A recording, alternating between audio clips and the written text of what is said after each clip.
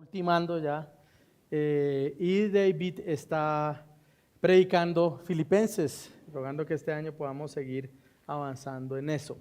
Así que hoy voy a continuar esa serie de Primera de Timoteo con un texto maravilloso, aborrecido como pocos, pero maravilloso. Y quiero que leamos Primera Timoteo capítulo 2, versículo 8 al 15.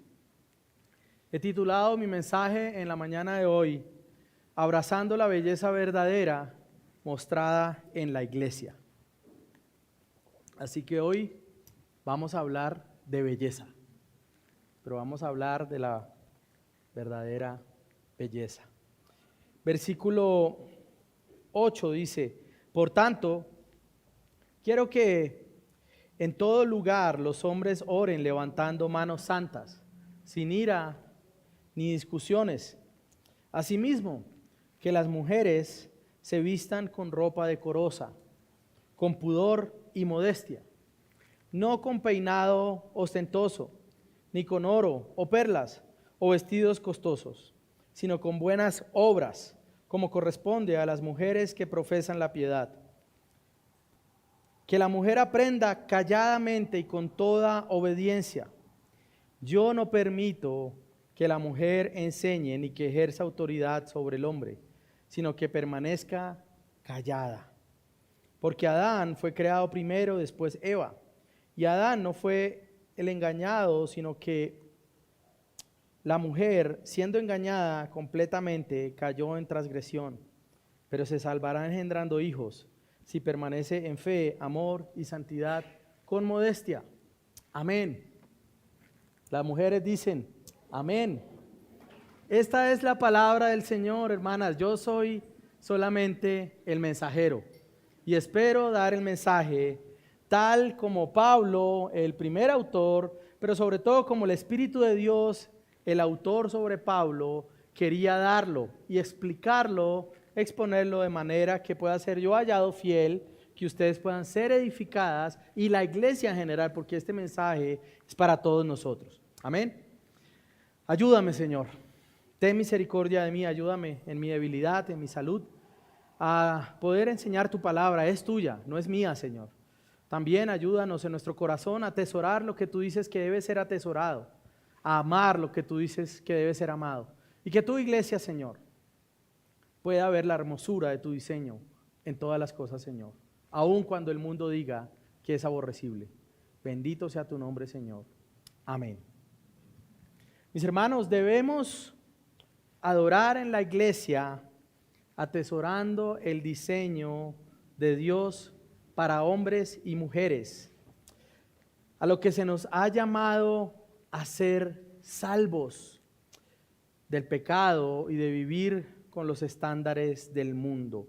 Debemos adorar en la iglesia atesorando el diseño de Dios, atesorando aquello a lo que Él nos llamó para vivir de manera piadosa. Amén. Ese es mi mensaje hoy. Es mi deseo que nosotros abracemos esta verdad. Y quiero exponer este texto del apóstol Pablo, dividiéndolo en 3 puntos. El primero, verso 8, hombres que oran con manos santas. En segundo lugar, mujeres que se visten con la belleza del evangelio. Y en tercer lugar, el vestido piadoso de la mujer en la vida de iglesia, versos 11 al 15. Así que empecemos, hermanos, de una vez, verso 8. Dice la palabra del Señor: Por tanto, quiero que en todo lugar los hombres oren levantando manos santas, sin ira y sin discusiones. Ahora recordemos un poco lo que hemos venido hablando en esta primera carta a Timoteo.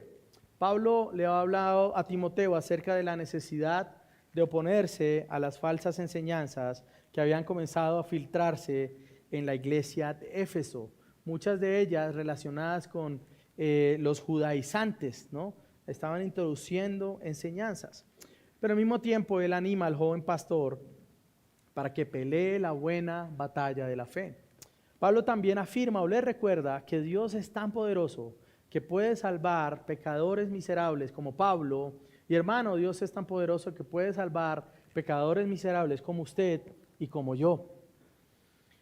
Luego de esto, el apóstol pasa a considerar aspectos de la vida de iglesia, en especial lo referente al culto cristiano. Eso es lo que comienza a hablar en el capítulo 2, donde él comienza a dar instrucciones importantes sobre la manera en que la iglesia debe orar y también las prioridades que debe guiar a la iglesia cuando ora en sus reuniones. Somos llamados, hermanos, recordamos, a orar por todo tipo de personas, principalmente por la salvación de sus almas. Y hemos visto que el Evangelio mismo se nos presenta como la gran motivación para orar de esta manera. Pero al mismo tiempo que el Evangelio es la motivación para orar, el Evangelio también es la esperanza para orar de esta manera, porque Dios continúa salvando pecadores. Amén. Así que antes de comenzar a hablar de los asuntos específicos del gobierno de la iglesia, como por ejemplo las características de los hombres que la iglesia debe reconocer para liderarlos como pastores y diáconos, eso es lo que vamos a ver desde el próximo sermón en capítulo 3. Antes de hablar de eso, Pablo desea dar una instrucción hablando de algo importante en la vida de la iglesia, en especial en sus reuniones de adoración, y es la actitud y el rol que tenemos tanto hombres, varones, masculinos, como mujeres. Él habla acerca de esto. Pablo entonces aborda la manera como los hombres que dirigen la iglesia deben hacerlo en oración.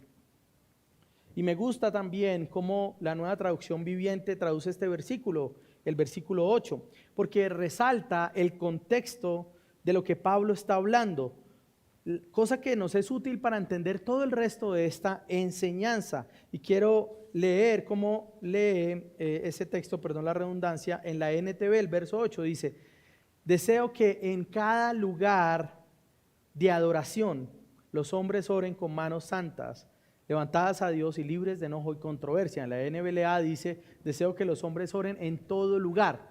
Es decir, ese lugar al que se está refiriendo Pablo es lugar de adoración, es decir, es la reunión de la iglesia local. Nuevamente, Pablo entonces está hablando sobre la reunión de adoración. Ahora, ¿con qué actitud entonces deben orar los hombres? ¿Cómo debe ser su corazón al venir a levantar peticiones delante del Señor? ¿Cómo debemos hacerlo? En primer lugar, quiero decir que los hombres, como líderes espirituales, deben orar levantando manos santas, es lo que dice Pablo, ¿no? Ahora, el corazón de ese versículo, hermanos, no es necesariamente la postura física de los hombres que lideran la iglesia al orar, sino precisamente el corazón de esos hombres. Es decir, Pablo no está enseñando que los hombres siempre deban levantar las manos, aunque es una de las maneras como oramos, ¿no? No está diciendo todo el que no ore en el culto con las manos levantadas está pecando contra el Señor, sino que él está apuntando a una actitud del corazón. Ahora bien, si bien no habla sobre esa postura física, la Biblia sí habla de varias maneras o varias posturas externas en las que nosotros nos acercamos al Señor. Y yo quiero nombrarle algunas, hay algunos textos, no los voy a leer, solo voy a dar las citas por amor al tiempo. La Biblia habla que nosotros oramos, podemos orar de pie, ¿no? Eso está en Génesis 12, cuando Abraham ora, o en Primera de Samuel, o en Mateo capítulo 6. Hora de orar, habla de orar con las manos extendidas o levantadas al cielo, como acaba de escribir Pablo a Timoteo, o como se habla en Lucas 24:50, o como se habla también en Éxodo capítulo 9, 29. También se habla de orar con la cabeza inclinada. Eso recordamos, el famoso texto del publicano orando allí en la sinagoga y agachando su rostro e incluso dándose palmadas en el pecho, que es otra manera de orar para reconocer su condición pecaminosa. También oramos con los ojos levantados al cielo, Salmo 25, Juan capítulo 11, o la más famosa también, el Señor Jesús, Juan capítulo 17:1, y levantando los ojos al cielo dijo, ¿no? También oramos de rodillas, es lo que muestra la Biblia, Daniel capítulo 6, Mateo 17, Hechos 7. Otra postura es postrado con el rostro en tierra, ¿no? Deuteronomio 9 habla de esto, Mateo 23. el leproso cuando se inclina delante del Señor en Lucas 5 para pedir su sanidad. Y hay otras posturas como arrodillarse con el rostro en medio de las rodillas, ¿no? Arrodillarse en una postura total postración. Ahora, interesante que la Biblia, dentro de todas esas maneras de orar, no habla de orar con los ojos cerrados, ¿no? Nosotros lo hacemos, algunos, y espero que sea por eso, no porque usted crea que hay un poder especial al cerrar los ojos o porque crea que va a tener alguna visión, sino simplemente para concentrarnos. Es decir, que si usted ve a un hermano orando en el culto con las manos alzadas y los ojos abiertos, no se asuste. Puede estar orando así. De hecho, la Biblia es una de las maneras que dice que debemos orar. Amén. Así que quería también, si bien no es el corazón de este texto, pero sí quería enunciarlo.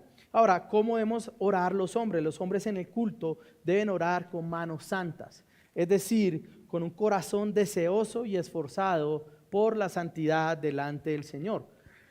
No quiere decir esto que el que ora en público debe estar libre de pecado. Es decir, no quiere decir, el que ora es el que durante la semana no pecó en nada, ¿no?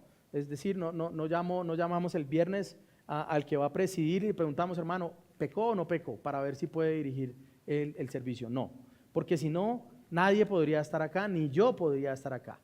Pero lo que sí quiere decir es que si tenemos manos santas, es tener un corazón que venga delante de Dios, que reconoce su pecado, que lo confiesa y que combate también contra ese pecado. Así que es un corazón que tiene la tranquilidad, manos limpias también, porque ha puesto eso delante del Señor y no hay algo oculto delante de Él. Pero también, en segundo lugar, el hombre debe orar sin ira y sin discusiones. El capítulo 3, recordemos, Pablo va a hablar acerca de las características de los ancianos o pastores.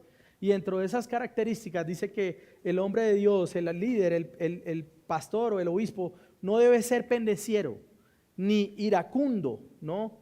El hombre que ora delante de Dios es un hombre que busca la paz, que tiene un corazón tranquilo, que no anda en busca de disputas con sus hermanos e incluso con otros siervos de Dios, ¿no? No es el tipo de hombre que lo primero que hace es levantarse antes de orar, mirar en Facebook qué disputa o qué controversia actual hay y cómo puedo introducirme y mostrarle a todos que yo sé más griego que todos o que yo tengo más teología, o escanear mis títulos y ponerlos allí y ganar discusiones. No, es un hombre tranquilo, es un hombre que busca vivir delante de Dios.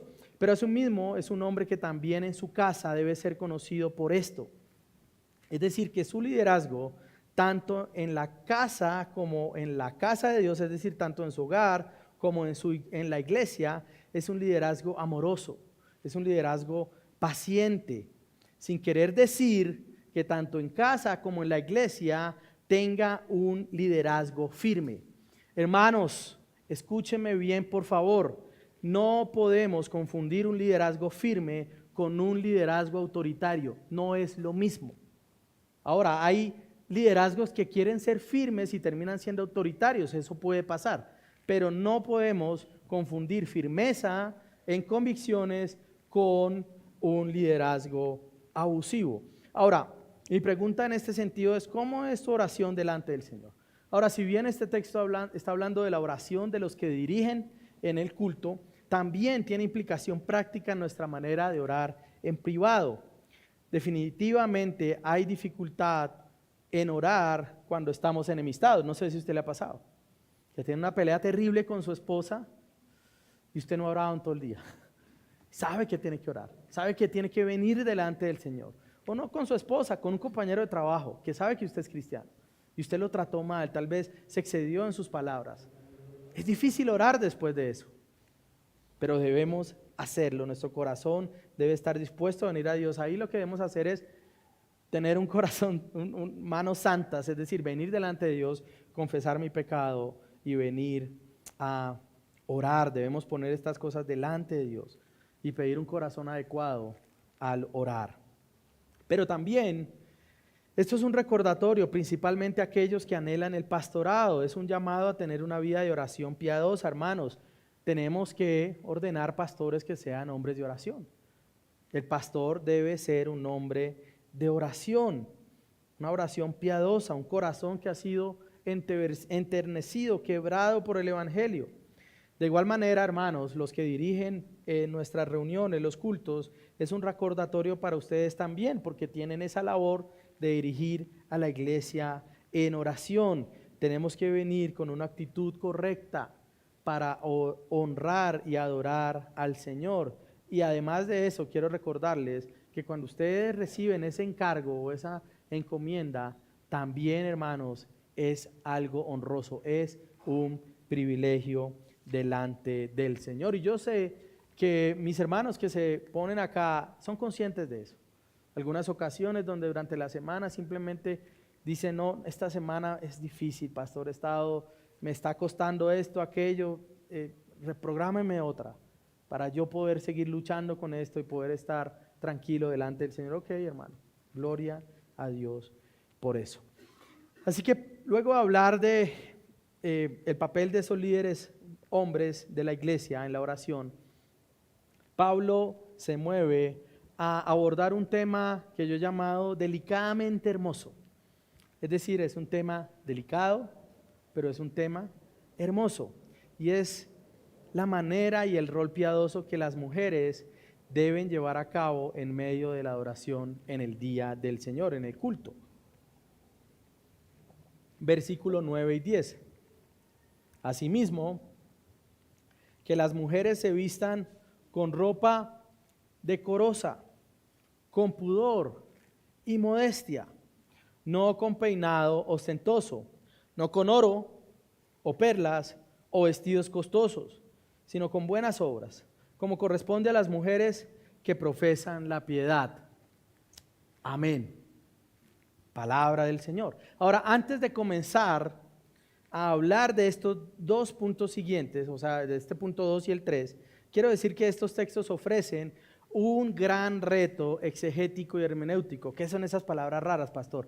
La exégesis es la manera como vengo yo a interpretar el texto como texto propiamente en su literatura, etcétera, etcétera. Y la hermenéutica es ya el ejercicio de interpretación que hago a la luz del resto de la Biblia y a la luz también de la teología que emana de la Biblia. Es decir, es un reto para los creyentes. Este texto ha sido utilizado muy mal por muchas personas. Es un texto que aman los legalistas. Es un texto maravilloso para imponer cierto largo de la falda, cierta anchura, sí, un montón de cosas pueden imponerse a lo largo de esto, pero no es lo que Pablo está buscando, pero, hermana, sí habla acerca de el vestido. Es un texto atacado, aborrecido por el mundo, ¿no?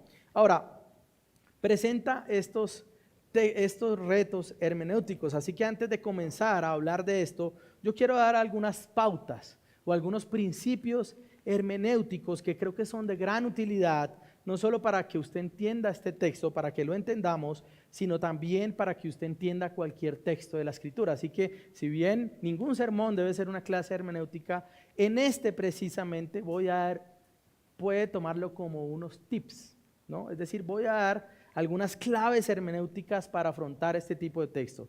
Primero es lo que llamamos el principio de la armonía.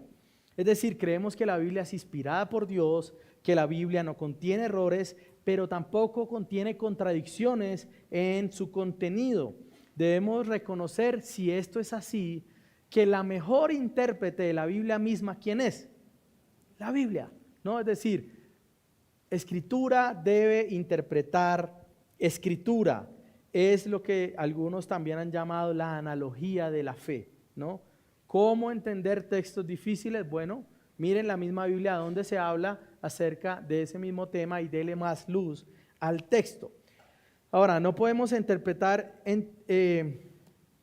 así que no podemos interpretar un texto sin tener en cuenta la enseñanza del resto de la Biblia.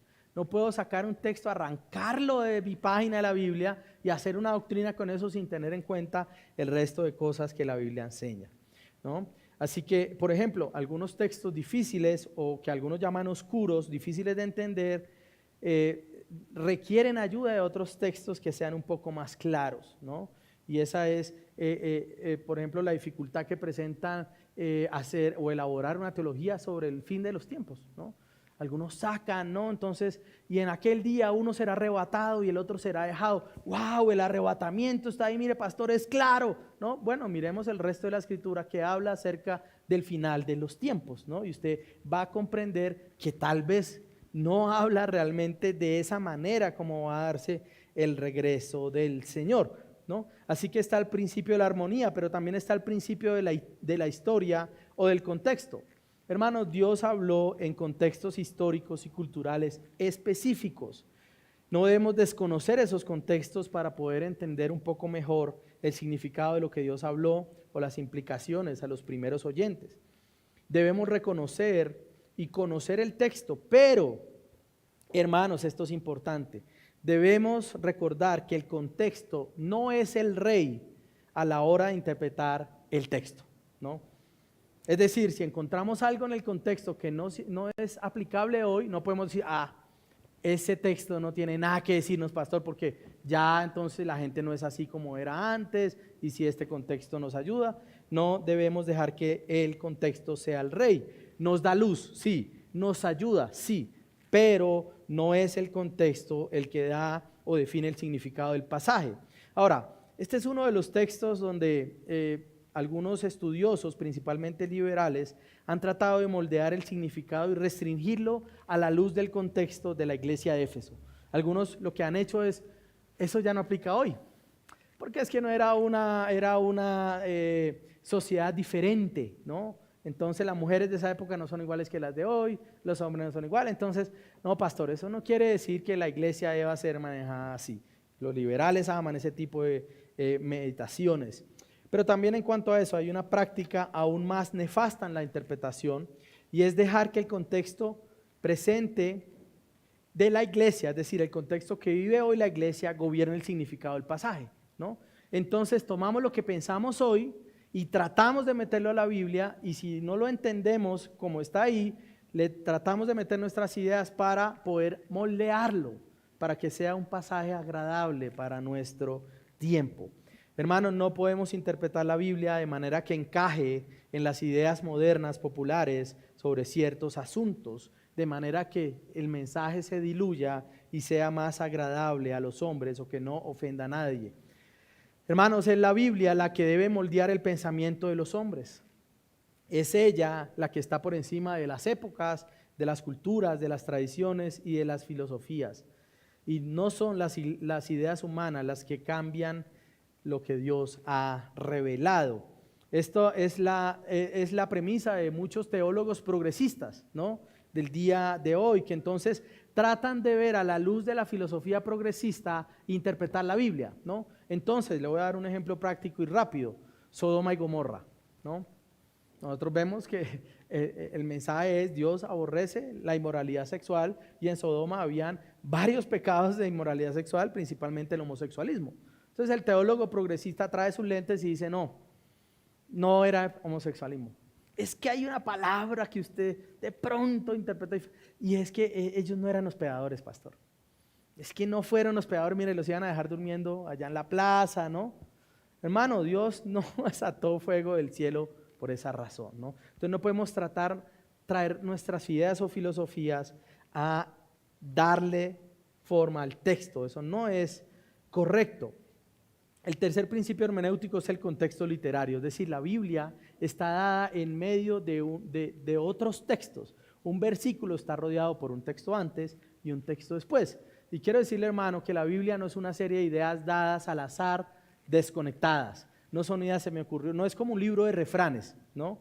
Entonces, el que madruga, eso no lo dice la Biblia, por ejemplo, ¿no? Y entonces después usted pone otro refrán, entonces el que cocina temprano, entonces no se va a cansar después. No, usted no puede interpretar o ver la Biblia como un conjunto de refranes. No, ella está dada de cierta manera que usted pueda venir, mirar cómo lo que está antes, cómo lo que está después influye, pero también cómo lo que dice la Biblia en otras secciones influye y ayuda para que usted pueda entenderlo. Por ejemplo, el mensaje de 1 Timoteo central es cómo debemos comportarnos en la casa de Dios, que es columna y baluarte de la verdad. Es decir, que todo el resto de la carta de Timoteo de alguna manera se conecta con ese propósito, y es cómo la iglesia debe ser gobernada, cómo debemos vivir a la luz de la palabra en la iglesia como columna y baluarte de la verdad. Es decir, este texto nos muestra cómo hombres y mujeres debemos comportarnos en la casa de Dios para mostrar que ella es columna y baluarte de la verdad. Estos textos nos ayudan de una manera maravillosa en esto. Ahora, ¿hay más principios hermenéuticos? Sí, pastor, pero nuevamente esta no es una clase hermenéutica, pero creo que son 3 principios importantes para interpretar este texto y para que usted sepa que yo no me levanté con unas ideas extrañas hoy para introducirlas, sino que eso es lo que yo creo que la Escritura está mostrando para su pueblo en ese momento y para nosotros hoy.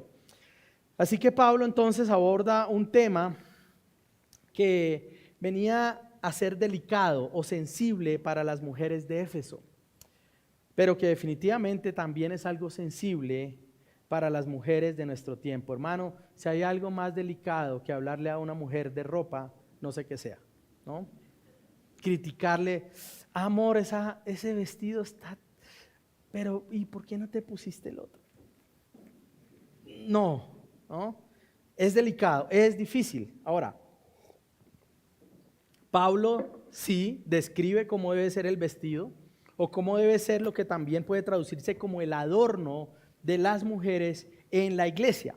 Nuevamente, el corazón de esto no está en el vestido, no está en cambiar inmediatamente el closet, no. El corazón de esto apunta al corazón de la mujer, apunta a la identidad de la mujer. Ahora, ¿cuál es entonces la enseñanza de esto, pastor? ¿Cuál es la enseñanza que quiere dar Pablo? Quiero recordar entonces un poco el contexto en el que se está viviendo en Éfeso para tener un poco de luz, no para el que el contexto me interprete, sino para tener un poco de luz. Ahora, Éfeso era una importante ciudad, una provincia próspera, multicultural dentro de Asia Menor. Era una metrópoli, era cosmopolita, era una New York o una Londres de su momento. Y en medio de esta ciudad estaba una de las maravillas del mundo antiguo, que era el templo de Artemisa, como la llamaban los griegos, o de Diana, el templo de Diana de los efesios. Ella era la diosa dentro de la mitología griega de la fertilidad y de la caza, no la caza de casarse, sino de cazar, ¿no?, animales. Así que dicha diosa tenía un templo enorme, lujoso. Para que usted tenga una idea, ese templo había sido construido durante 120 años, ¿no? O sea, era un templo enorme, majestuoso, era una de las 7 maravillas del mundo antiguo. Y estaba adornado con algunas columnas. En ese templo había columnas grandes, altas, majestuosas, incluso le incrustaban piedras preciosas y metales a esas columnas para hacerlas más majestuosas. ¿Y qué pasaba en el templo de Diana de los Efesios? Habían algunos sacrificios que ellos ofrecían, pero póngale cuidado, uno de esos sacrificios era lo que se conocía como la prostitución sagrada, ¿no?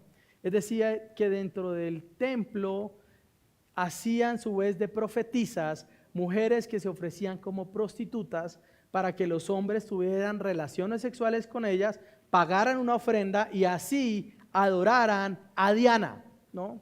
Así que usted imagínese viviendo en Éfeso en el primer siglo y que su esposo le diga, uy, amor, me hablaron de una nueva religión, el templo ese es enorme, Diana de los Efesios, voy a ir a un culto hoy, ¿no? Voy a ir a presentar mi primer sacrificio a la diosa Diana. ¿Qué pensaría usted? ¿No?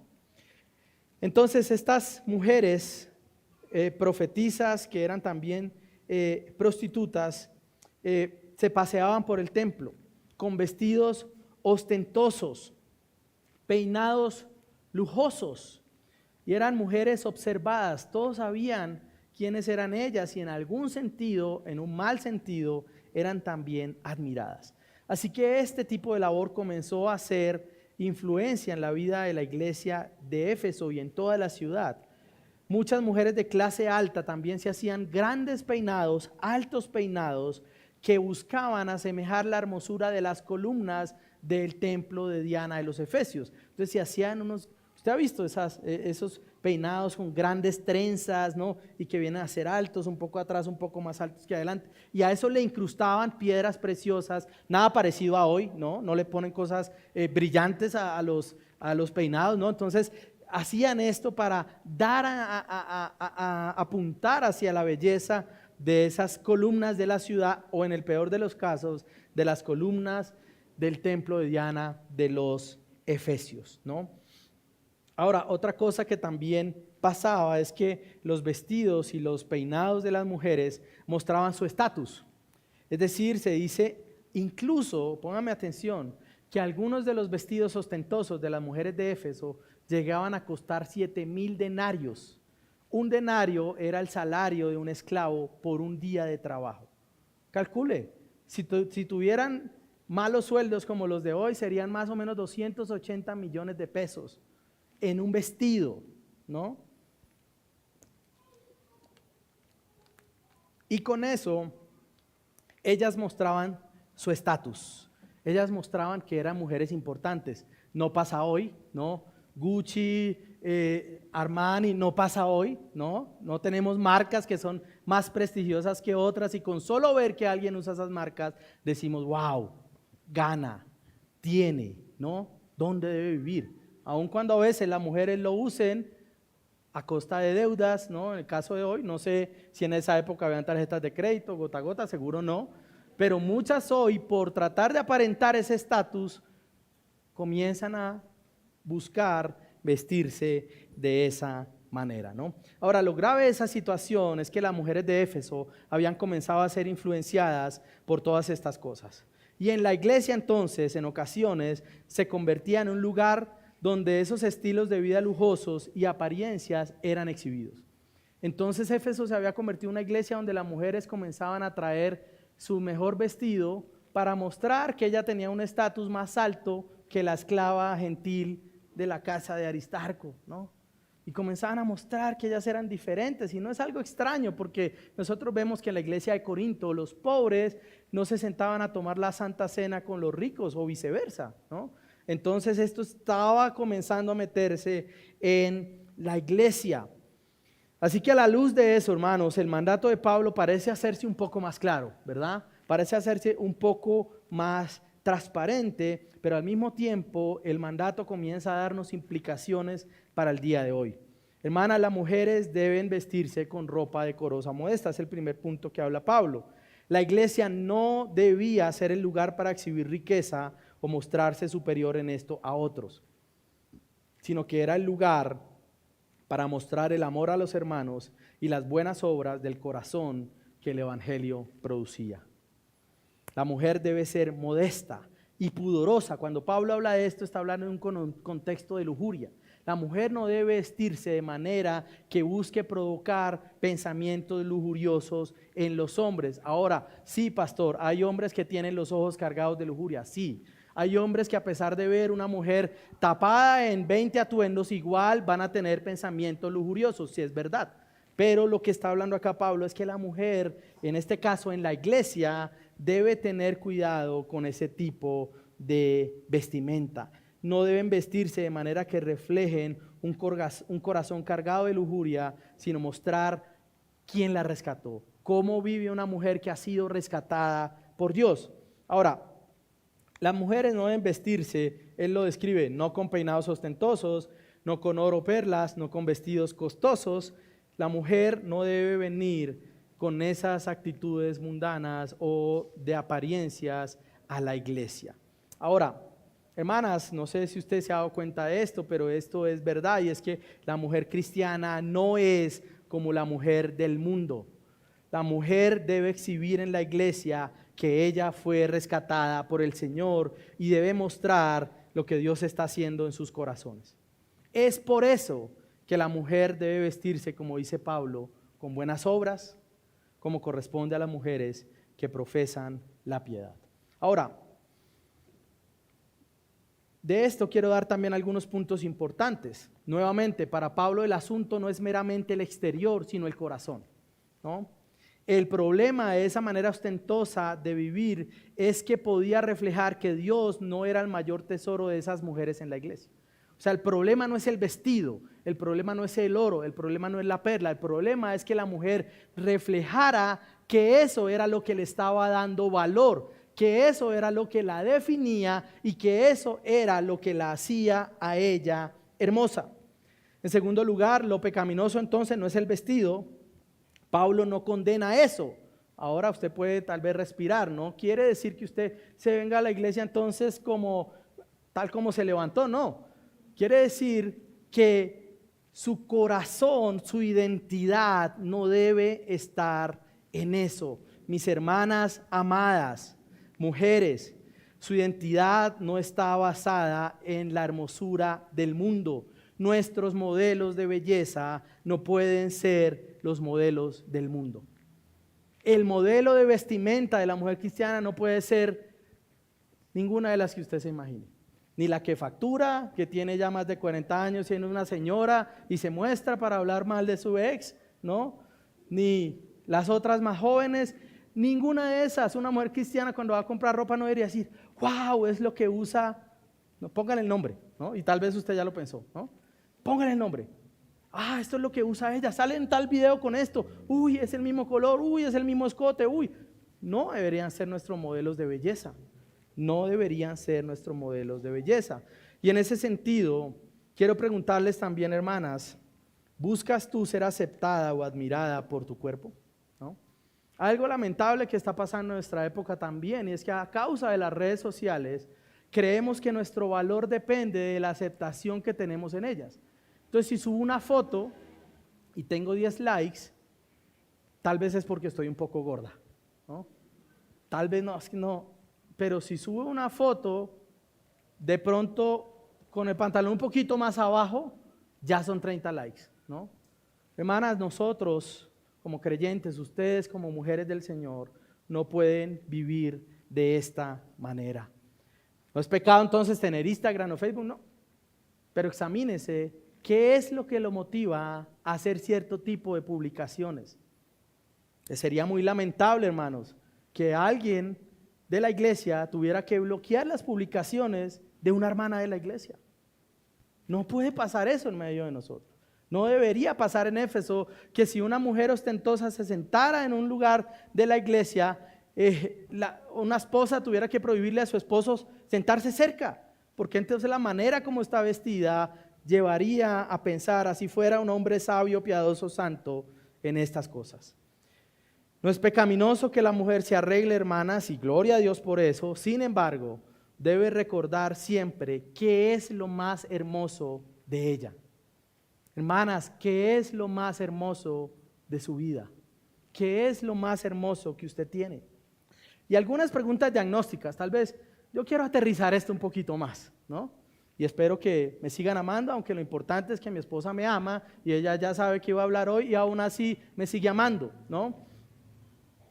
Piense en el uso de su tiempo y recursos económicos en relación con la belleza exterior. ¿Refleja ese uso que su tesoro mayor es Cristo y la vida de piedad? ¿Cuánto tiempo usted gasta frente al espejo en relación de cuánto tiempo usted pasa de rodillas? Hermanas, hay mujeres que pueden durar 2 horas maquillándose, pero no pueden orar 10 minutos.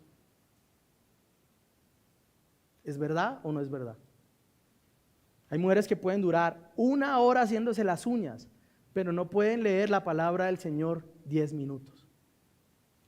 Tenemos que pedirle al Señor que nos perdone en estas cosas. Atesoras más tu apariencia en cuanto a lo que gastas que la ayuda para el avance del reino o los hermanos necesitados, por ejemplo. Ay, pastor, es que este gordito ahí solo vale 5 millones y salgo de eso. Pero para la obra del Señor, pastor, estoy corta. Es más, puede que esté dispuesta a gastar eso mientras otro hermano de la iglesia que conoce no tiene cómo pagar la matrícula de sus hijos para el año escolar. ¿Cómo podría ser posible eso? ¿No? Interesante, ¿no? Cuando ya aterrizamos y pensamos y decimos, ¿cómo me veo yo ahí? ¿Cómo estoy yo ahí? Nuevamente, hermanas, No es pecado el arreglarse. Pero la piedad es lo que hermosea, el corazón alegre es lo que hermosea el rostro principalmente. Ahora, las mujeres, hermanas, también quiero decirles, ustedes están expuestas de una manera especial a la presión que ejerce el mundo, sobre todo en relación a definir belleza y estándares, yo lo sé. Y todos creo que lo sabemos, la presión que se ejerce sobre nuestras mujeres es brutal. Debes verse así, debes verte así, debes usar esto, debes usar lo otro. ¿Cómo entonces debemos nosotros actuar como hombres? ¿Cuál es nuestro rol, hermano? Ustedes no se iban a escapar. Nosotros tenemos una misión en esto. Y yo quiero también aterrizarlo a usted. Primero, si usted es casado, yo quiero decirle que su esposa debe saber que lo que usted más atesora es la hermosura especial que ella tiene y sus buenas obras. Hermanos, mire, la hermosura de nuestras esposas que conocemos nosotros de manera particular y especial es cómo sus buenas obras lucen en el hogar. Lo que más amemos de nuestra esposa debe ser la devoción al Señor. Que cuando peca aún se arrepiente, busca y solucionamos el asunto. La piedad con la que cuidan a los hijos, la piedad con la que se esfuerzan en los asuntos del hogar. Ellas deben saber que para nosotros eso es lo más importante. Aun cuando de pronto no puedan ir al gimnasio todos los días, o cuando no puedan hacer esto, o cuando no puedan hacer lo otro. Y que ellas sientan esa seguridad de sentirse amadas y no sentirse en una competencia cuando pasa una mujer con un escote al lado suyo. Hombres, tenemos que mostrarles a nuestras esposas cuál es la belleza que nosotros amamos. Segundo, debemos recordarles que su fuente de belleza es el Evangelio. Tercero, recordarles que atesoramos sus buenas obras porque nos muestran a nuestro Salvador. Cuarto, debemos mostrar como hombres que para nosotros los estándares del mundo no son los que abrazamos, y esto es particularmente difícil también para los otros, los hombres, porque tenemos dos enemigos enormes en esto: los medios y la pornografía. Hermanos, ellos no tienen la razón sobre lo que es hermoso, y nosotros debemos combatir contra esto, debemos luchar contra la idea de belleza que se nos quiere vender. Y yo lo digo como un hombre que también soy débil. Tenemos que luchar contra eso decididamente. Tenemos que cuidar nuestros ojos. Bueno, ¿y qué hay de los que no se han casado, pastor? Claro, hermanos, para ustedes también, ¿no? Quiero preguntarle y ponerlo en términos también aterrizables. ¿Qué busca usted al considerar a una mujer para casarse? Uy, pastor, es que...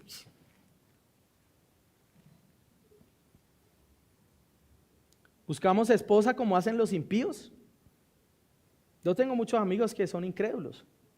Y yo sé que es que un hombre busque a una mujer solamente por su apariencia, o que durante el noviazgo invierta para mejorar su apariencia, y entonces ahora sí me puedo casar con ella, ¿no? ¿Cómo usted busca esposa? Algunos solteros tal vez dicen: bueno, es que no es tan linda, pastor, pero bueno, al menos sirve en la iglesia, al menos es piadosa. No. Lo que usted debería decir: esta mujer es hermosa porque muestra al Señor, porque lo busca de corazón, porque tiene una vida de piedad. Eso es lo que la hace hermosa. Ahora, no quiere decir eso que no consideremos hermosa a la que vendrá a ser nuestra esposa. Pero el asunto es que cuando la belleza que usted ve en ella está arraigada en una belleza que no se gasta, usted puede amar de una manera más intensa, y ese amor se va a hacer intenso a lo largo de los años. Y mis hermanos que llevan décadas casados pueden decir que esto es verdad. Alguna vez leía lo que decía R.C. Sproul acerca de su esposa, y una de las cosas que él decía: lo que más me asombró de haber estado casado con la misma mujer durante 50 años es que ella nunca dejó de ser hermosa como el primer día. Hermanos, es una belleza que atraviesa el tiempo. Segunda de Corintios capítulo 4 dice que mientras el hombre exterior se va desgastando, el hombre interior, ¿qué pasa? Se renueva, se hace mejor, se hace más hermoso a los ojos del Señor. Es una belleza que no se gasta, es una belleza contra la cual nadie puede competir. Tenemos que buscar la mejor belleza, hombres. Algunos tal vez no se han casado porque buscan mal y porque tienen motivaciones mundanas. Pastor, ya, como la película de Brad Pitt, ¿no? Pues creo que la mayoría no se ha visto, 7 años en el Tíbet, ¿no? 7 años en soltería, pastor. Bueno, y pueden ser 10, 15, 20, hasta que usted se dé cuenta que sus ojos están podridos y que usted debe buscar lo que Dios desea para su vida y no simplemente satisfacer algo que se va a pasar a lo largo del tiempo, que es el cuerpo externo. Hermanas, el evangelio debe liberarlas a ustedes de las cadenas que el mundo busca atarlas, con las que el mundo busca apresarlas. El mundo busca que ustedes sean esclavas del cuerpo. El evangelio las libra y deberían poder decir gloria a Dios, porque ya no estoy buscando agradar a los hombres en esto, sino que estoy agradando a mi Salvador. Luchen contra eso, oren, esfuércense, es difícil. Estudien biografías de mujeres cristianas, estudien la vida de mujeres de la Biblia como Esther, Ruth, María, la madre del Señor, Lidia, Priscila, la esposa de Aquila, etc. Arraiguémonos en lo que realmente tiene valor delante del Señor. Pero Pablo ahora pasa, y voy a tratar de hacer lo mejor que pueda, queda poco tiempo, para hablar ahora de cómo esas buenas obras se hacen visibles en la vida de iglesia, en la vida de fe. Verso 11 al 15. Que la mujer aprenda calladamente con toda obediencia. Yo no permito que la mujer enseñe ni que ejerza autoridad sobre el hombre, sino que permanezca callada, porque Adán fue creado primero, después Eva. Y Adán no fue engañado, sino la mujer, siendo engañada, completamente cayó en transgresión, pero se salvará engendrando hijos si permanece en fe, amor y santidad con modestia. Amén. Pablo pasa de hablar de aquello que debe adornar a las mujeres y lo que no debe adornarlas, a hablar de cómo luce la mujer piadosa en las relaciones de la iglesia. Esta sección de la escritura, usted tal vez ya la haya escuchado, es una sección aborrecida por los incrédulos, pero también por algunos cristianos. Algunos tratan de cambiarle el sentido y decir, no, eso realmente no es lo que dice ahí. No, sí es lo que dice ahí, pero entendamos a la luz del contexto cómo podemos interpretar esto mejor. Verso 11, la actitud que debe tener la mujer en medio de la enseñanza del culto. Ahora, además de convertirse en un lugar de exhibición de peinados y vestidos, Éfeso se estaba convirtiendo también en un lugar en el que muchas mujeres buscaban el culto como espacio de socialización. Es decir, estaban en culto de adoración, pero mientras cantaban, ellas estaban en un rincón hablando sobre lo que hicieron la semana y empezaban a reírse juntas, y después durante la predicación del sermón seguía pasando lo mismo, y como estaban entrando doctrinas falsas, empezaban a comentar de estas falsas doctrinas en medio de la predicación dominical, interrumpían la enseñanza en el culto. Entonces la pregunta es, bueno, entonces ¿cómo debe aprender alguien durante un sermón? Así como ustedes están haciendo, calladamente, y ojo, esta es la que no se ve, y en obediencia. Es decir, lo que escuchamos debemos sujetarnos a eso y obedecer.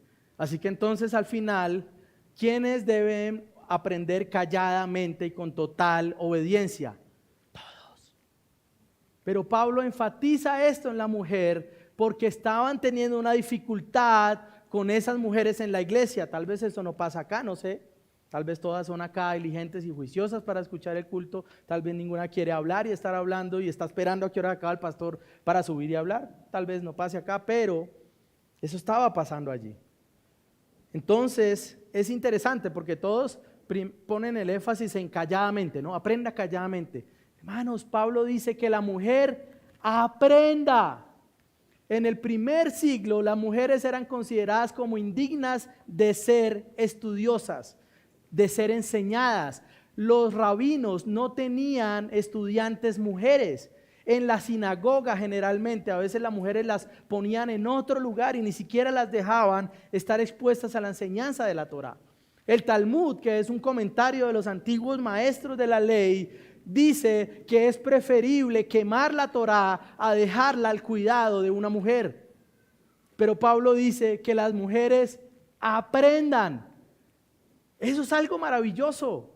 Cuando alguien se levanta y dice que la Biblia es misógina, no tiene ni idea de lo que está hablando. Porque Pablo, en medio de un mundo machista y pesado, dice, la mujer debe aprender. Gloria a Dios por eso. Pablo llama a que la mujer aprenda. Ahora, verso 12, habla sobre la enseñanza dominical y la autoridad del varón. Dice, yo no permito que la mujer enseñe ni que ejerza autoridad sobre el varón, sino que permanezca callada. Ahora, Pablo establece que lo relacionado a la enseñanza doctrinal en la iglesia, la enseñanza de culto, debe ser impartida por los varones, puntualmente por los que él va a hablar en el capítulo 3, es decir, por los ancianos. Ellos deben ser los que deben enseñar y todo el resto debe guardar silencio y sujetarse a la enseñanza de la palabra de Dios. Tanto las mujeres como los hombres que no son pastores. Y aún los que sean pastores también deben sujetarse a la enseñanza del día del Señor. Ahora nuevamente debemos entender esto a la luz del resto de la Biblia. Pablo no prohíbe otro tipo de enseñanza por parte de la mujer. De hecho, la manda. Tito capítulo 2, ¿no? Ahí está cerquita de eso. Tito capítulo 2, versículo 3. Dice, asimismo, las ancianas deben ser reverentes en su conducta, no calumniadoras ni esclavas de mucho vino, que enseñen lo bueno para que puedan instruir a las jóvenes a que amen a sus maridos, a que amen a sus hijos, a que sean prudentes, puras, hacendosas en el hogar, amables, sujetas a sus maridos, para que la palabra de Dios no sea blasfemada. La mujer puede enseñar a otras mujeres, puede enseñar a niños, puede enseñar a hombres en contextos diferentes al día del Señor. Y tal vez en algunos círculos me apedrearían por decir esto. La mujer está llamada, hermanos, a comunicar el evangelio. Recibe también el mandato de la gran comisión. En Mateo 28 el Señor no dice, y de hacer discípulos, excepto las mujeres. No, todos debemos hacer discípulos. La mujer puede enseñar en espacios diferentes al culto dominical. Priscila, Hechos capítulo 18. Cuando llegan a esta ciudad donde estaba Apolos, ¿qué estaba haciendo Apolos? Un hombre de palabra, enseñando, pero Apolos tenía unos errores ahí, unas cosas donde no era profundo doctrinalmente. ¿Qué hace Priscila y Aquila, su esposo? Lo sientan y lo instruyen mejor en el camino del Señor. Para que usted tenga una idea, Apolos es una de las personas que son conocidos como posibles escritores de Hebreos a ese nivel. Y Apolos fue instruido por Priscila y por Aquila. Es decir, fue instruido por un varón y su esposa. Los dos lo instruyeron más en el camino del Señor. Eso me lleva a decir también, mis hermanos, que las mujeres pueden y deben estudiar teología, deben estudiar la palabra del Señor, deben ser diligentes en estas cosas. Las mujeres pueden enseñar incluso en espacios de seminarios. Hay seminarios sólidos, reformados, donde hay mujeres que enseñan. Hay excelentes teólogas que escriben libros que son buenos, pero aún esas teólogas que tengan doctorado, que sepan griego, hebreo, etcétera, etcétera, el día del Señor, el domingo, deben sentarse a aprender en silencio. Y usted pregúntele a cualquier autora famosa, ¿no?, que sepa doctrina, que tenga estudios, ¿qué pasa con ella el domingo? Seguro no le va a decir, no, el domingo púlpito, no, yo estoy sentada bajo la enseñanza de la palabra del Señor. Gálatas 3:28 dice que ya no hay esclavo ni griego, hombre ni mujer, ¿no? Pero eso está hablando no de roles, sino de valor. El hombre es igual en valor a la mujer. Ambos tenemos la imagen de Dios. La sangre que se derramó por los varones es igual de valiosa que la que se derramó por las mujeres. En ese sentido, Pablo dice que ya no hay hombre ni mujer, no en el sentido de los roles dentro de la iglesia. Ahora, la mujer no debe ejercer autoridad sobre los hombres. Y yo pregunto, ¿cómo se ejerce la autoridad en la iglesia en el día del Señor? Por medio de la predicación de la palabra de Dios. Es por eso que ya no ejercen autoridad sobre los varones. No quiere decir que si una hermana se acerque y le pida algún favor de acercar algo de la mesa o algo, usted diga, no, porque la mujer no debe ejercer autoridad. No, pídaselo a otra hermana. No está hablando de eso. Está hablando de que en algunos espacios las mujeres puedan ayudar a dirigir algunas áreas de servicio y puedan haber varones ahí apoyando eso. Interesante, ¿no? Ahora, ¿cuál es la razón o el fundamento teológico que Pablo usa? Pablo no va a la cultura grecorromana, no va ni siquiera a tradiciones judías. Pablo va directamente a la palabra del Señor, a Génesis capítulo 3. Y entonces el argumento de él es, el hombre fue creado primero, después Eva, y Adán no fue engañado, sino que fue la mujer. Ahora, ¿qué está haciendo Pablo? Entonces poniendo la carga de la caída del hombre sobre la mujer, no, porque Dios no lo hace. De hecho, después de que Eva fue la primera que prueba y le pasa el fruto a Adán, ¿a quién llama Dios a cuentas? Adán. Pero lo que sí sucede es que en la caída de Adán y Eva, lo que pasa es que Eva trató de saltar el orden divino, es decir, Adán fue creado primero, él recibió el mandato de no comer del fruto, él recibió el mandato de cuidar el jardín, y Eva recibió el mandato de parte de él, y Adán era el que tenía que proteger el huerto. Cuando aparece la serpiente y Eva comienza a hablar con él, ella se salta el orden que Dios había establecido, pero no solo eso, sino que en la transgresión, el Satanás le dice a la mujer, serás como Dios. Así que la mujer no solo quiso saltarse al hombre, sino que la mujer quiso ¿qué? Saltar a Dios y ser igual a Él. Y esa es la transgresión. Entonces por eso dice Pablo, la mujer debe aprender en silencio porque en la transgresión ella trató de saltarse ese rol. Entonces en la iglesia debe mantenerse ese rol como Dios lo había dado por medio de la enseñanza en el púlpito. Eva quebró ese orden dado por Dios, usurpó el puesto de Adán y quería usurpar incluso el puesto de Dios. Esa fue la transgresión de Eva, pero gloria a Dios por el versículo 15. Pero se salvará engendrando hijos y permanece en fe, amor y santidad. ¿De quién está hablando? ¿Quién transgredió? ¿Quién pecó? Eva. ¿Cómo va a ser salva no solo ella, sino toda la humanidad? Por medio de la promesa de Génesis 3:15 y de tu simiente. Es interesante, hermanos, que la manera como Dios promete salvación es a través de la identidad de mujer que ella había querido transgredir por ser como el varón. Lo que te hace especial es como que Dios le estuviera diciendo a Eva, lo que te hace especial, lo que yo te hice especial es que tú eres la única que puede cargar vida en tu vientre. Y por medio de esa vida que te hace mujer, que te hace especial, es que yo traeré salvación no solo para ti, sino también a todos los hombres. Dios promete esa salvación a Eva y a la humanidad por medio del niño que nacería, por medio del glorioso Salvador. Entonces, en un sentido, esa salvación que se ofrece por medio de la procreación es dada a Eva en relación a la promesa de Génesis 3:15, pero también habla de otro sentido a la luz del contexto del cual la maternidad salva.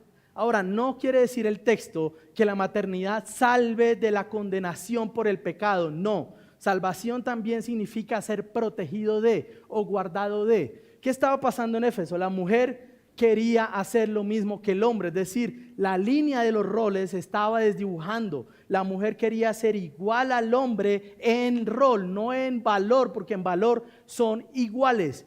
¿Cuál es el pecado de este mundo? Que están queriendo quitarle a la mujer todo lo que lo hace hermosa y decirle, ¿sabes qué, mujer? Tu valor es ser igual que un varón. Es cortarte el pelo, usar pantalón y hablar. Ese es tu valor. No. La Biblia lo que dice es que la maternidad es una de las cosas que hace especial a la mujer.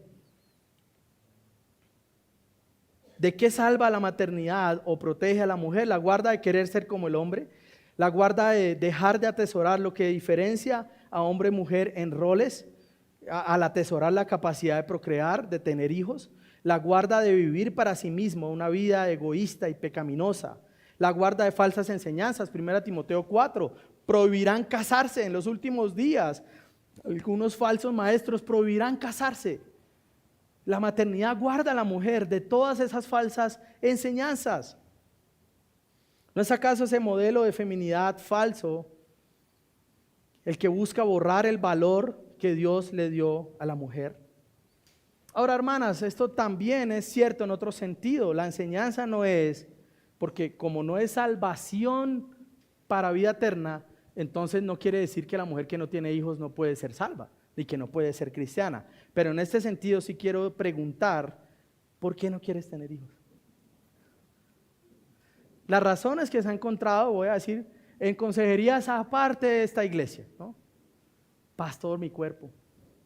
Es que si tengo hijos, mi cuerpo. Yo quiero darle una noticia a todas las mujeres acá. Yo no soy biólogo, ni médico, ni nada de eso. Pero de lo poco que sé, quiero decir que así usted no tenga hijos, su cuerpo a los 50, 60 o 70 no va a ser igual que el que usted tiene hoy. Y no sé mucho de biología, ¿no? ¿Proteger qué? ¿Guardar qué? ¿No? Ahora, nuevamente, no es una invitación al descuido, tenemos que cuidarnos. Las mujeres están estudiando un libro donde habla también del autocuidado y los hombres también tenemos que movernos hacia allá. No, porque es que el éxito profesional, pastor, es que me ha costado llegar a donde estoy. Hace 15 días hablé con una amiga que se graduó conmigo de la universidad, es la gerente para el Caribe y Centroamérica de Nissan. Y me decía, Mel, como me decía en la universidad, llevo 14 años casada, ya no tuve hijos y ya no quiero tener hijos. Es que yo sería una mala madre. Yo pensaba, pues claro, pues si no quiere tener por su éxito profesional, evidentemente va a ser una mala madre, porque va a ver a su hija como competencia de su éxito profesional. Hermanos, tenemos que ser librados. Yo quiero terminar, concédame 3 minutos de misericordia, diciendo esto. Primera de Pedro capítulo 1, verso 18 en adelante, dice que nosotros no hemos sido salvados con piedras preciosas o con oro o con plata, sino con la sangre preciosa del Hijo de Dios. Mis hermanas, no importa el lujo que el mundo muestre, lo majestuoso que pueda ser vista como una mujer del mundo famosa, nada de eso va a cambiar el valor majestuoso y glorioso que Dios ha puesto por su alma, que es la sangre preciosa de su Hijo. Ahora, no porque nosotros tengamos ese valor en nosotros mismos, lo único que teníamos era pecado, pero Dios nos amó de una manera tan maravillosa que dio a su Hijo unigénito para que con su sangre y su sacrificio nosotros seamos salvados. Mujer, no busques tu valor, no busques tu identidad en las cosas que pueden dañarse, en las cosas que pueden perderse, en las cosas que pueden quebrarse, en las cosas que te pueden robar. Tu valor es haber sido salvada por un Salvador que dio lo más glorioso y majestuoso que existe en el universo para que tú seas de Él. Y si eso no te da valor, tienes que arrepentirte y pedirle al Señor que te salve. El Evangelio debe rescatarnos de una falsa feminidad y de una falsa belleza. El Evangelio es el sustento para mantener estos roles en la iglesia. Cristo mismo se sujetó al Padre y no fue inferior. Usted se sujeta a su jefe si usted tiene un trabajo. ¿Quiere decir eso que su jefe vale más que usted? No. Nos sujetamos a los pastores. ¿Quiere decir que los pastores valgan más? No. Pero tenemos roles diferentes, tenemos responsabilidades diferentes. Es el Salvador, el Padre de los creyentes, el que debe gobernar a su familia. Hermanos, el que manda acá no es el pastor ni los pastores. El que manda acá es el Señor. Y en su casa se hace lo que el Padre dice, no lo que nosotros queramos. Primera de Timoteo nos ayuda a poner en orden lo defectuoso o a seguir caminando por donde queremos hacerlo. Qué glorioso evangelio, yo me acuerdo del progreso del peregrino cuando él llega allá al monte de la cruz y dice, sentí como una carga pesada era quitada de mis hombros y bajaba y entró a la tumba y no la vi más, y entonces salían él lo dice, como fuentes, manantiales de mis ojos al ver la obra del Señor. Hermanas, el Señor nos libra de esas cadenas pecaminosas y malvadas de querer agradar a los hombres. Algunas aplicaciones breves. El Dios creador ha establecido una manera en que las mujeres deben vestirse de manera agradable delante de Dios, y es con sus buenas obras, con un corazón amoroso del Señor. En segundo lugar, las mujeres que han puesto su corazón en las cosas externas deben arrepentirse. Si usted hubiera llegado acá, mujer, y su corazón y su alma corrían solamente por las cosas de este mundo, ¿qué me pondré? ¿Qué me luciré? ¿Qué foto me tomaré? ¿Qué dirán de mí? ¿Qué dirán acá? Arrepiéntase delante del Señor. Pídale que la abrace como su hija y que usted pueda ser librada de esas cosas. Dios la ama. Dios la ama. Y con ese like tenemos suficiente. También quiero decirle a los hombres que debemos levantar nuestras manos lejos de iras y contiendas.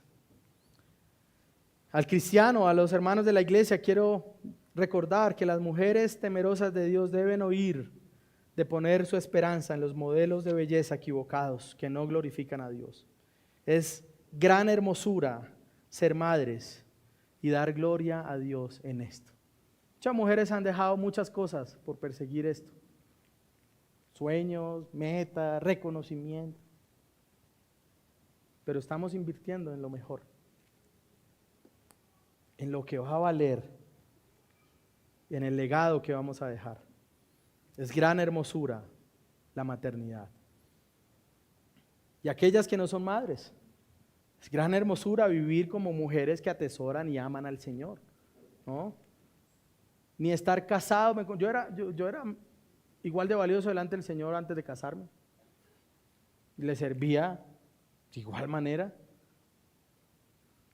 Pero no quiere decir eso que no vea el matrimonio como una gran bendición, como una gran ayuda, como una gran provisión de mi Señor. Es algo bueno desear casarse, hermanas, hermanos. Es algo bueno desearlo. Pero persíganlo de la manera correcta. Este mes hemos tenido 2 matrimonios, ayer fue el segundo y vamos a tener otros muy pronto. Es algo que debe ser perseguido, es algo que debe ser anhelado. Finalmente, la casa de Dios debe enseñar y vivir los roles dados por Dios a la iglesia. La casa de Dios debe ser columna y baluarte de la verdad. Y aunque este mensaje no sea popular, tal vez si usted se lo muestra a su amigo feminista le va a dejar de hablar, ¿no? Hermanos, esto es lo que el Señor enseña. Esto es lo que atesoramos. Esto es lo que la Biblia llama, si quiere ponerle un nombre, complementarismo.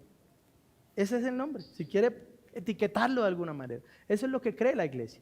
Y no es una doctrina pequeña, no es una doctrina sin importancia, es algo que nos da identidad como pueblo del Señor.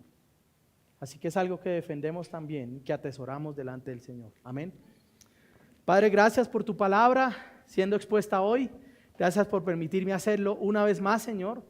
Ayúdanos a amar estas cosas, a atesorar esto, Señor. El valor que tú das a hombres y a mujeres al ser rescatados por ti. El inconmensurable valor que tenemos para ti, Señor, a causa del valor que tiene tu Hijo, Señor. Gracias por tu misericordia, Señor. Gracias porque tu nombre es sobre todo nombre, Señor, porque tú has roto las cadenas, porque tú nos has librado del pecado, porque tú nos has librado de llevar vidas mundanas, Señor, porque tú nos quieres como un pueblo santo para ti, Señor.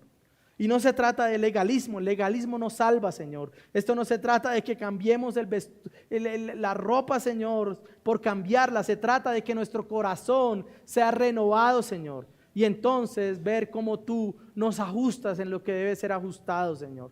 Perdónanos cuando somos ostentosos. Perdónanos cuando no pensamos en el hermano débil o pobre, Señor. Y ostentamos cosas que pueden ser lícitas, Señor, pero que tal vez hacen entristecer el corazón de gente que amamos, Señor. Ayúdanos en esto, Padre Celestial. Ayúdanos a honrarte, Señor, en estas cosas. Ayúdanos a honrarte en la manera como vemos el rol de la mujer, del hombre en la iglesia, Señor. Y prepáranos para poder identificar más varones en medio de la iglesia para que sirvan como pastores. Pero también ayúdanos a identificar más mujeres, Señor, que puedan ayudar en diferentes áreas de servicio de la iglesia. Es una bendición para nosotros, Señor. Tú lo sabes, Padre. Contar con hermanas sirviendo en la enseñanza de niños, hermanas sirviendo como mujeres, aquí en la alabanza, Señor, en la enseñanza de otras mujeres. Padre, bendito seas tú, Señor, porque sin el ministerio y sin los dones que tú has dado a mujeres que te temen, ninguna iglesia puede avanzar, Señor. Perdona a los hermanos que con una buena intención extralimitan este texto, Señor, y casi que ponen bajo un dominio pecaminoso a las mujeres en la iglesia, Señor. Ayúdalos, pero también ayuda a los que van al extremo, Señor, y buscan poner mujeres en púlpitos, Señor, apartándolas de sus hogares, apartándolas de sus esposos, apartándolas de sus hijos, Señor, poniendo cargas que ellas no deben llevar, Señor. Ten misericordia también de esas iglesias, Señor, y ayúdanos a nosotros a vivir esto de manera correcta, Señor. Gloria sea a ti, Señor, hoy y por siempre. Amén.